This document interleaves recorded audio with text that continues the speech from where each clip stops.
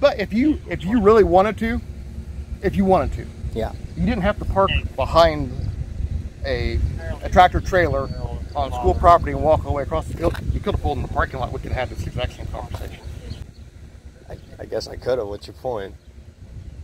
But you want to invite a conflict. Hello, this is Craig Hendry, the Hendry Media Group. This is the jail from the right side. You can see there's a little caged area in there that's kind of open door. You can see that. You see you got a gentleman walking out of here.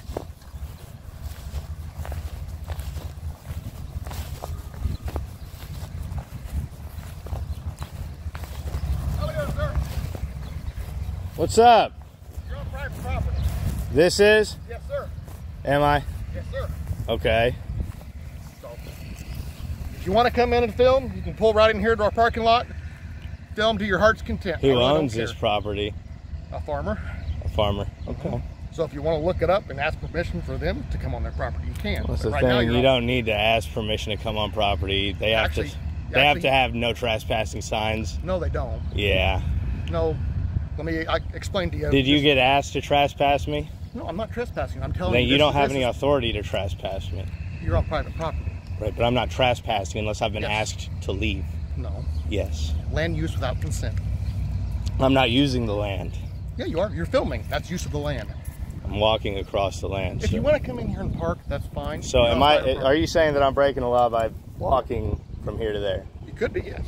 I could be? Yes. So you're saying that I am? No, I'm saying you could be. What does that mean? I could be if the farmer asked me to leave. Mm-hmm. Right. Mm-hmm. But I'm not unless the farmer asked me to leave. But I'm telling you, you're on private property right now. Thanks for telling me, brother, but that was a totally loaded statement, man. I don't need your help anymore, brother. Okay. I don't need your help. Fine. Thank you. You're dismissed, my man. This is a restricted area. Where? From the sign right up here, so you can go up here to the front. Okay? You want to come up and show me the sign?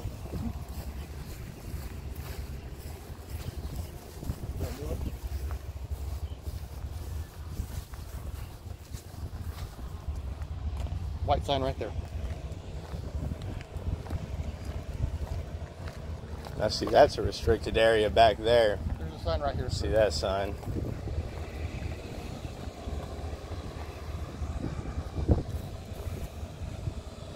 Did I lie? Well, you're dismissed now.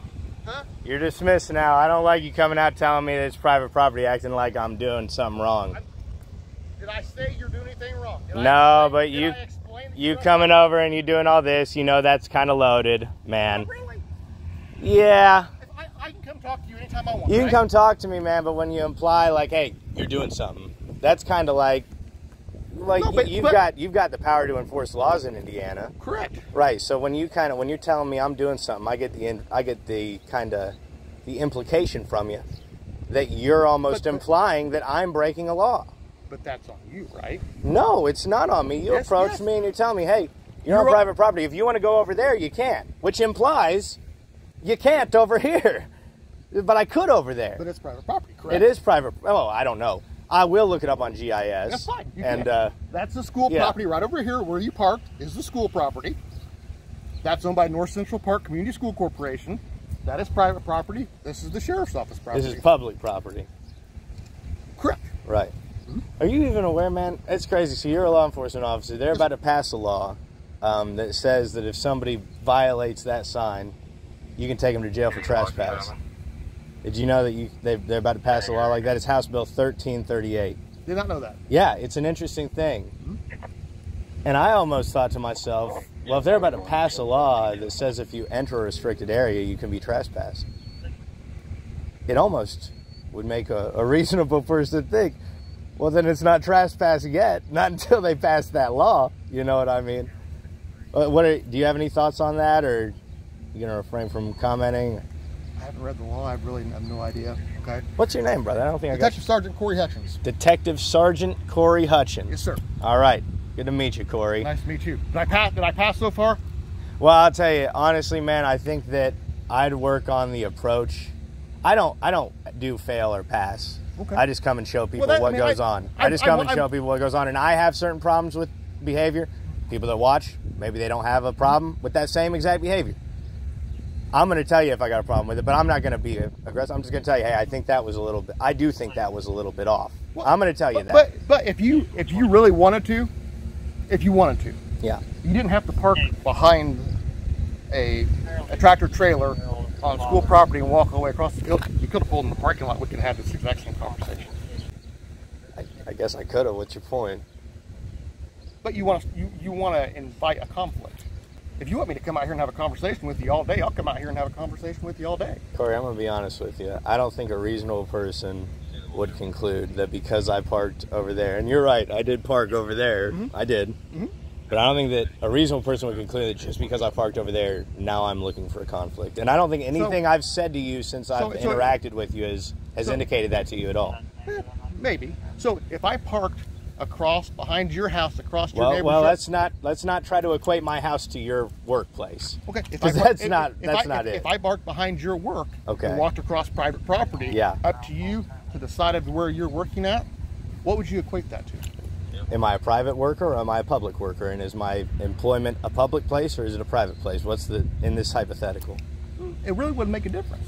Well, it does, because a person has a right to be on public property, and a person doesn't have a right to invade a workplace, a person's workplace, a person's workplace without their permission. You cannot invade somebody's property. Invasion would an invasion would imply that you're not allowed to be there. Okay, but right. Do you understand what you just said? Walking across somebody else's property to I understand. I said you're not allowed to invade somebody's property, and you're not. Nobody's allowed to invade somebody's property. Right. Right. So would entering onto your property be invasion? It would be invasion if you were expressly not allowed to be there. And the way in Indiana that you communicate that is either by painting purple on tree signs or posts, mm-hmm, or no trespassing signs at a reasonable distance between each other so that a reasonable person crossing the property could conclude. Wrong. I don't think that's wrong. I think that's clearly established. It's the main entrance. It's at the main entrance, right. So a reasonable person would conclude that at the main entrance, there's a no trespassing sign, then you can't go in the whole property. Right. Right. But you don't have to see it. Well, a reasonable person would have to conclude that you couldn't go on the property. Now, if a main entrance, what would define a main entrance? A fence, right? Doesn't matter. Well, what would define a main entrance? It's if it's posted. It'd be something that the courts would come up with, so us talking about it would be kind of ridiculous right here. Anyways, but what I'm saying is there's no trespassing signs. There was no verbal communication that I couldn't go on it, and there's no purple indicators around it that you can't go on. Ultimately, what you're trying to do is you're trying to say that I could have been breaking the law, but I couldn't have, because it's clear what's required to trespass. It's either you have to have been expressly forbidden to be on the property, or you have to have an indicator around that says, hey, this is private property, this is off limits, you're not allowed to be here. Okay. And that's from what I understand. And but do you understand my point of view or somebody else's point of view on it? If you were walking across somebody else's field, if this was a private security place, if this was a place that people consensually came and delivered money to a business, and that business on a consensual basis provided security to those people, and I just started waltzing on over to you, I'd understand you completely coming out and being like, hey, brother, come over here. What are you doing over here? Maybe you need to leave if you're doing some weird stuff. You need to get out of here. But if it's public property, you're not on public property. That's what I'm telling you. But it's not your property. If it was your property, that'd be a different thing. It's not your property. That's none of your concern. He decided not to put no trespassing signs up. How do you know? Because they're not there.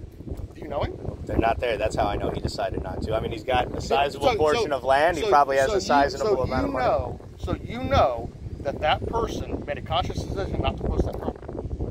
Yeah. Because they didn't. Yeah.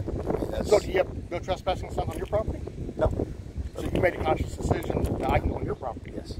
I think it is unwelcoming. I think that it's kind of ugly. But that's just my decision, Yeah. But you wouldn't want me standing on your property, right? Well, in your official capacity, I would tell you to leave. I would say, sir, I'm going to ask you to leave now. That would be perfectly fine. Yeah. And I mean, I'd expect you to pretty much do the same. I'm a stranger. You know what I mean? I'd expect you to say on your private property, hey, buddy, I don't know you. Mm-hmm. Families, you got to get out. You got to leave. Right. So I expect the same from you. Don't get me wrong. It's just, it's public. The standards are different. You keep trying to equate public and private, and that's where I make the distinction. I understand. Yeah. Right here, you can stay all day. Camp right. Out. Okay. Right. I get you. I get the point. I understand. And there, I mean, See, this is established case law. I believe that the reason that the trespassing law is being changed so that you can trespass people with this is because one of people like me who go around in public recording stuff, that can't be allowed.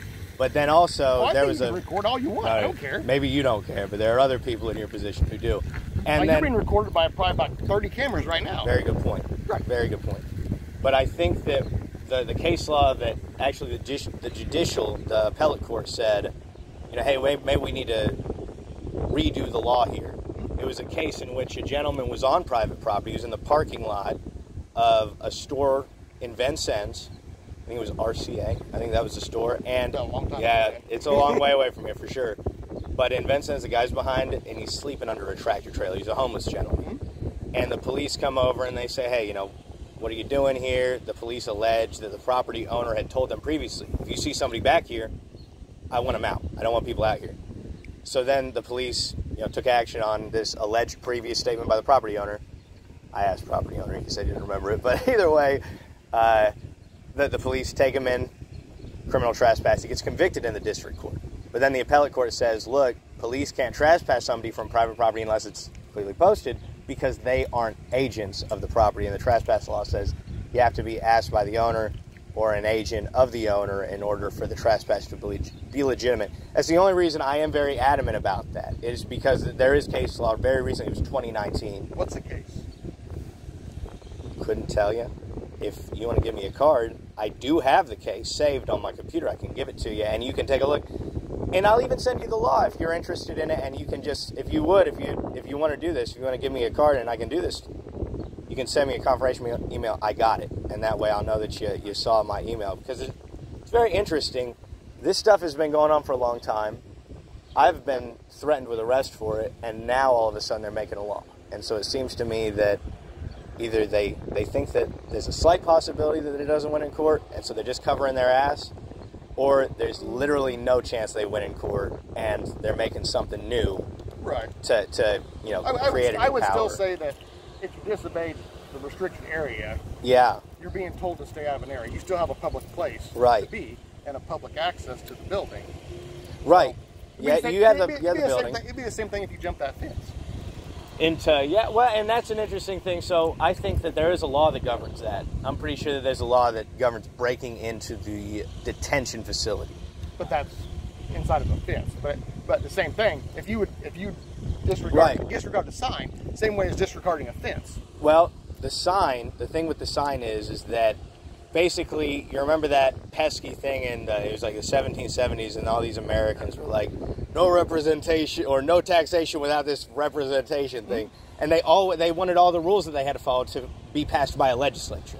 And so basically, that rule isn't passed by a legislature. That's the problem that we have. So if you're going to be enforcing rules on public land that we all have a right to be on, but then you're going to restrict the right to be on certain public land, there's got to be a legislature has to draft and approve that, because if you don't have the legislature, then you are missing the element of taxation with representation. Then you're moving to these sometimes it could be unelected officials that are able to draft up policies for their own, their own stewardships, if you will, and enforce them on people arbitrarily. Yes, they do. But if there isn't a law behind it, it's unlawful. And most people do get pressured by the court system. It costs a lot of money to get an attorney. It costs a lot of money to fight charges, even if they aren't very, filled with merit. So most people just go ahead and, plead guilty to something. Hey, no jail time, a little fine. Okay, I'll get out of it. It's much better than going to a jury trial when you've got all this propaganda on the TV where anybody who opposes the police is a libtard idiot who he doesn't have a brain up there. All he wants to do is just flip off the police all day. Right. That's the propaganda that's all over the TV. Well, it was all over the TV in 2020 during the George Floyd protest. There were two bits of propaganda. There was a propaganda that was against the police. There's a propaganda that was for the police. But even the propaganda that was against the police was so unintelligent in nature that nobody of any sense could ever subscribe to it. So you know what I mean? Well, let me stop you. There was a lot of people that subscribed to that. What I would determine as ridiculous propaganda against police. And don't say there wasn't a lot. There was a lot of people. No, there was a lot of propaganda that said it was a lot of propaganda from socialists. So these socialists, they want to create policies for everybody else to follow, and they want to enforce them on these people at the point of a gun. Right. But then they want to abolish the same people who are going to enforce it for them. Correct. And so they're complete hypocrites, right? So so they are a bunch of idiots. That's from the standpoint that I have as well. I don't like the police. I'm from a different standpoint, and I don't have anything against you as an individual, but public official, you do things to people, you work on the taxpayer dime. Right. And I don't believe that that's a morally righteous thing to partake in. That's my opinion. So you would be more of a the word just escaped me. I'm what you call an anarchist. Okay. I wasn't going to go that far. I would. That's what I describe myself as. I believe in a society in which consent is the master of all. I mean, most of the time we look at societies. So you subscribe to the theory that if I was abolished, the police, the jail system was abolished, that your position, not you, but your position. No, I'm that's fine. That the rule of law would be the point of a gun. The rule of law would still exist in some form, and it's been shown to have existed in other forms in history without a government. It's been shown to have existed on a voluntary basis. Personal. No. It's been shown to exist in a country as large as Ireland, as large as the Republic of Ireland in the 1400s. So it has worked before, and it's worked on large scales as well. It's just that every now and again, these guys come in, they got a lot more power than everybody else. They got these superior weaponry, and they come in and they conquer. Correct. And so, but nowadays, I've got this idea. I'm looking around. I'm like, guys, this is 2024. There are bazookas out here. If we abolish the government, you could get a bazooka, and if somebody came up to your house and wanted to steal from you, you could protect your family with superior firepower, or with at least equal firepower. And that was a problem before. Or, because there's no consequence for any action, I could come to your house and take whatever I wanted, and there'd be no consequence. Well, that's not true, because there are consequences, and most of the time for people nowadays that break into people's houses, a lot of the times those people go unpunished. There are no consequences, because either they skip town or they never get caught. And a lot of the times, some people that are getting their houses broke into are felons. They're not allowed to own firearms, and so they can't protect themselves against these intrusions. And ultimately, what happens is you get a lot more injustice. I think that if everybody understood from the day they could understand things, that hey, you're responsible for yourself. If you start a banking company, if you start an automobile company, and you go broke, we're not getting the taxpayers to bail you out with billions of dollars. I don't believe in that. I agree. I can agree. You know 100%. What? Exactly. And if you want to go in and buy a house, if you want to own property, you have to take responsibility for that property. That's your property. If you don't tend to your garden all summer, the bugs and the weeds will take it over. Right. And if you don't defend your property, the thugs and the criminals will overtake it, or they'll destroy it. And this is real life. And so I advocate that everybody take responsibility for themselves. I think that if somebody came into my house, see, I'm a convicted felon. I'm not allowed to own a firearm. Okay. But if somebody came into my house, I'm about to have my second young kid. I've got one kid already. I've got a girlfriend as well. I can't defend them with anything other than my arms and my legs, and possibly a knife if I have it. And the thing is, man, I just think that if anybody came into my house and wanted to steal from my family, as the situation that you came up with would suggest, if they came into my house and did that, and I wasn't a felon, and I was allowed to have a firearm, I would be infinitely safer than in today's society. Now, let's take a step back. Personal, you being there. What happens if you're not there? Yeah, exactly. Then Then it's only my girl's arms and legs. No, she's a much smaller person. Here's what I'm saying. If you're, which I'm not going to change your mind. I understand that. That's completely probably not. Okay. If you're not home and somebody breaks into your house, nobody's there, nobody gets injured, and they steal your worldly possessions. Yeah. Or injure my girl. I'm just saying there's nobody there. All that happens is property theft. Oh, okay. I understand. All I'm saying is property theft at this point. Okay? Right. If law enforcement in your world, your worldview is abolished, then what recourse do you have? Well, and that's an interesting thing because we don't live in this world. And so me theorizing would be exactly that. It would just be me saying, okay, this is what I think could happen. And I think a million things could happen because we look at the private economy, and if you were to say, hey, what do you think would happen with cell phones in the next 30 years? If you said that 30 years ago, you'd be wrong. Right. I don't care I don't care who you are. You'd be wrong because nobody can predict how the private economy works. And this is the same with policing. Right, but your theory is that, or your stance, I guess, would be that you would be willing to try that sort of anarchy with the entire society. You would be comfortable with that occurring just to have that social experiment. I would be comfortable with it occurring. I would be infinitely more comfortable with it occurring, and I'll tell you why. And this is so serious that I don't think that this conversation would ever do the topic justice. That when you are in this world, it's a bad world. You have people that are criminally inclined. Right. You have felonious people, they're terrible individuals, and bad things will happen no matter what. In an anarchic society, it won't be a utopia. There will be problems. People are bad.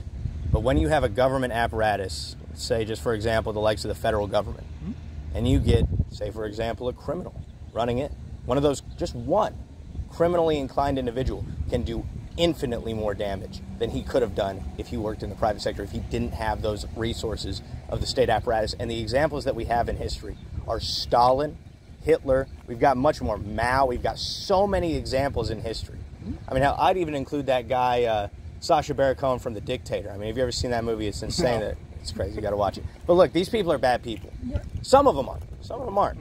The thing is when you have a democracy, when you have a republic, 4 years down the line, maybe there's that bad person. Just wait. Right. And what we've already gotten to in the United States is we always espouse that we're free and that everybody else, thank God you don't live there, right? We're free here. But if you went anywhere else and you check their statistics, anywhere else in the world, you'd see that per capita, they have a lower incarceration rate than the United States. You'd see that on the books, they have less laws. You can violate less laws by doing more acts. In any other country in the world, we have the most laws on the books here in the United States out of any other country in the world. In history, by the way. The Soviet Union didn't even come close to us. And they were tyrannical. Well, and this is the reality. I would say on that point, they don't. I understand. Statistically. Statistically, yes. But you're kind of conflating two different. Well, perhaps. Because you're conflating a single state run country with a multi-state run country. Right. So but the federal government influences people like you with, or sorry, not people like you, but organizations like this, the sheriff's departments. They basically influence everybody through their money. They say, look, you get federal grants if you do X, Y, Z. If you don't do X, Y, Z, let's face it, we're going to inflate the dollar to the point where you just can't afford anything. Sorry. And that's the reality of it. So the federal government may not have the whole puppet strings, but they're controlling the puppets that are controlling the sheriff's departments. And I'm telling you, this is the way that the finances look on paper. People don't get money in local governments. They don't get real money unless they're getting it from the federal government. They get multi-million-dollar grants from the taxpayers. If you were to try to extract multi-millions of dollars, Parke County, it's not a very populated area. Tried to extract $50 million from these taxpayers, they'd be broke. You know what I mean? It's ridiculous. So they can't. We could get $50 million. Right, yeah, and I know you don't, but I know there's some millions here at some point in time, the building, the construction, the cars, there's some millions around here. And the point is that a lot of this stuff can't happen without the federal government. And I don't think look, I'll be surprised if anybody argues at this point that the federal government isn't run by crooks. I'm going to be honest. I don't think that there is. And the state governments, I believe that, it's well documented. Even the highway speed limits are influenced by the federal government at some level. They're directly. Yeah, but there's nothing in the Constitution that provides for the power for the federal government to do that. So they get around it by saying, well, we're not going to provide you funding unless you build them and you put these speed limits here. In the Constitution, no, but you're looking at the Commerce Clause is what you'd be looking at. A lot of people see, but that's a whole other argument. And you're stretching it a little thin there, and I understand that you're stretching. They've stretched it paper thin by this point. I agree. In parts I agree with it. In parts I don't, because they're stretching it thin. It's like ranchers can't even grow crops to feed to their own cattle without the federal government. And I promise this is a case law. I forget the case law. But a farmer or a rancher is feeding his own cattle. He's growing crops to feed his cattle. And the federal government says, well, because you're growing crops, sir, because those products aren't being sold into interstate commerce, you're affecting interstate commerce. So we can regulate that. And they did. They regulated it. They fined him a hell of a lot of money. They probably put the guy out of business. This was back in like the 1940s or something. I would look that up and see where he was growing the crops. It was on his property. I mean, it was on his own property. Well, but I would see what state he was in. I don't know. Yeah, I don't remember. Because you're looking at federal lease lands is probably what you're thinking of. If he's growing crops on his ground and he's running cattle on federal ground, then you're... They had a little something with that, but even then, the BLM in 2003 went out with that rancher, I think it was out in Texas, and they ran the BLM out of there, the Bureau of Land Management. That was in Nevada and Oregon. It was in Nevada. Mm-hmm. Okay, so you know what I'm talking about. They ran those pieces of crap out of there. They said, get out of here. You don't tell me what to do. And that was awesome, I thought. Because this guy's been there for centuries. He's got total homesteading rights to this land. No, he doesn't. Well, why is he there still? Because he was leasing ground and not paying for it. They never kicked him out. They tried. They tried. Actually, they did. So. Did they? Yeah. How do you know? You should look. I'll look him up and we'll put it in the video, and I'll put it in if I'm wrong too, because I don't know, but I assume they never kicked him out. Go research him currently. Okay. Now he won the case in Nevada against BLM. Okay. And I will say that BLM did him wrong to begin with. Is that right? Oh yeah, 100%. Because same thing with you and me. Me and you have a contract or an agreement. Yeah. I get to rent a room in your house. Yeah. Okay. You say, okay, well, I'm not going to pay you. I'm not going to pay you this month. I'm not going to pay you next month. I'm not going to pay you for 15 years. And you let it go. You let it go. Oh, you're a nice guy. You do this, you do that, whatever the case may be. 15 years down the road, I want my rent. Well, I'm not going to pay you. I haven't paid you in 15 years. What's your recourse now? Right, but did he owe him that money in the first place? Yeah. I mean, did he contract, or is this another one of their social contracts? No, this is a ranch. Because I signed a contract with the BMV. No. But I don't agree to it. You know what I mean? Is it one of those contracts? This is like if your neighbor would be leasing you ground in the backyard to grow a garden on, or to run some cattle on. It's the exact same thing. Right, but it is the government as well. So you got to keep in mind, is it something's changed with the government, and I'm not privy to all the ins and outs of it. So, and my thought is on it, BLM was wrong in the initial part. They should have been even paying the entire time. Huh. And because he was taking ground that somebody else could have been using and paying the fees to have their cattle on there. So his neighbors could have been leasing that, and he's on it. And maybe his neighbor was paying the money to the BLM and leasing ground. Yeah. And I could find a problem in there somewhere. Always could. But I think it's the same thing as me leasing a room for you. Except I would make you pay because it's my money that I'd be wanting, not the taxpayer money back. You know what I mean? That's my problem with it. But it's the exact same. It's a similar concept, I guess. If that is what happened, and I'm not familiar with the ins and outs, I just watched all the YouTube videos where the protesters are out there and they're running them off. Well, that's the problem is you're watching somebody else's context. Foxes. It's all Fox. Well, you're watching somebody else's context on a real situation. Yeah. Most of the time when I'm watching Fox News, though, and I see something that's not too, it's not too beneficial to the government most of the time, and this goes to CNN, NBC, I feel like they're all just state media outlets. When I see anything on there too critical of the government, I just think, oh, they're really being particular here. They're really picking and choosing what to criticize. I don't know if you really, it's two different perspectives, you know what I mean? Because you live the life that you live, you're in the profession you're in, I'm in the profession I'm in. We see two different perspectives when we see the same media. Obviously. But, for example, I saw just the other day somebody who does what I do. They're out cop watching. This is like a 60-year-old woman. Have you seen anything? The internet's blown up with it. There's a 60-year-old woman in Dallas, Fort Worth. Anyway, she got attacked. Her face is so busted up. She's like swollen shut. Her eyes are. Her head was leaking. Her arms broken. There's other stuff, but that's just stuff that I know about. And it was a cop that did it. And so obviously prosecution then files charges on her. She goes to jail, but then the media, it's NBC, releases a media report. She sustained injuries during the arrest. They put it in the most just soft way. It suggests it just happened. You know what I mean? Like, yeah, she was being arrested, you know, a series of unfortunate events, and now she's just all bruised up. Like, no, that doesn't just happen. If somebody was mugged on the street, they wouldn't say, yeah, during a mugging, she was injured. Like, no, this guy assaulted her. He brutally assaulted her and stole all her money. You know, that's what they would say if I was a mugger. But since it's a state agent, to me it appears that the media has softened it down a little bit. I don't know if it's in fear of retaliation or if it's because they're in fear of losing sources. Because a guy like me, I don't get any sources. The government doesn't want to give me anything that I don't have. You know, I got to go get it all, or I got to find a whistleblower, and I've never found one of those yet. So, unless I find something like that, I got to go get my own story and create my own story. And these guys, they get it to them. You know, they get an email, they get a press release. Hey, you know, this is what happened. Check it out. And so maybe they're afraid of losing that. I don't know.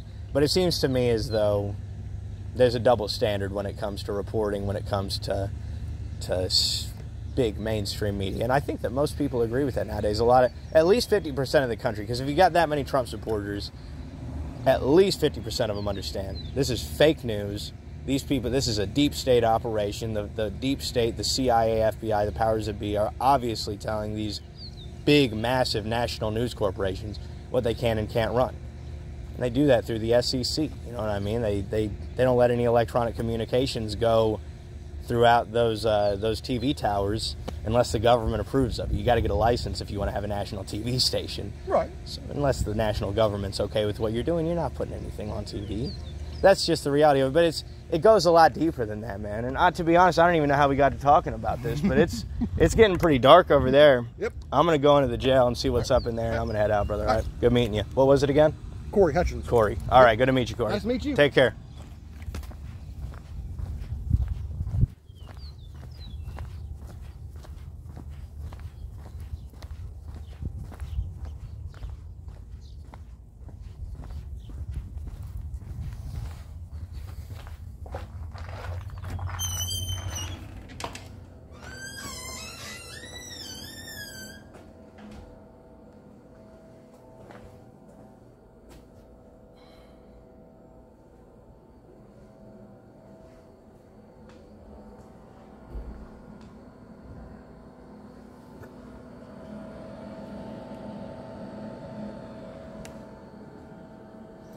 Leaving the cleaner out. I'm gonna have the inmates out here cleaning. I guarantee it. Something of the sort. The gun lockers.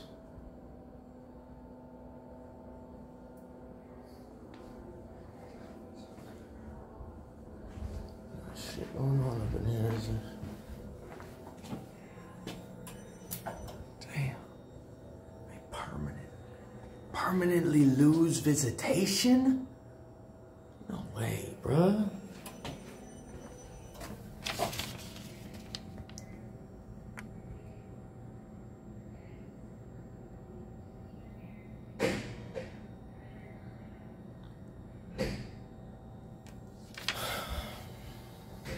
Man. They still allow in-person visits up in this piece?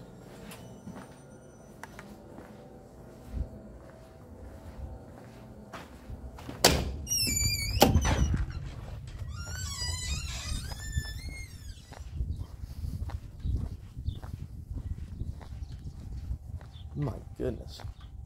What do they have over here?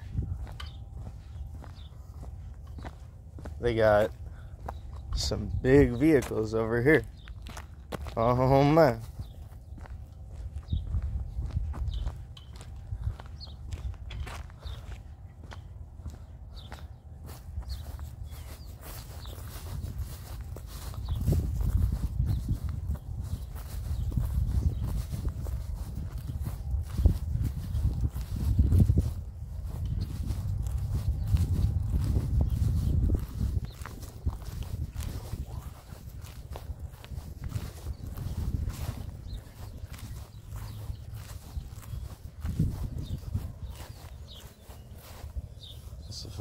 That's the farmer's property. No, that's probably the highway department right there.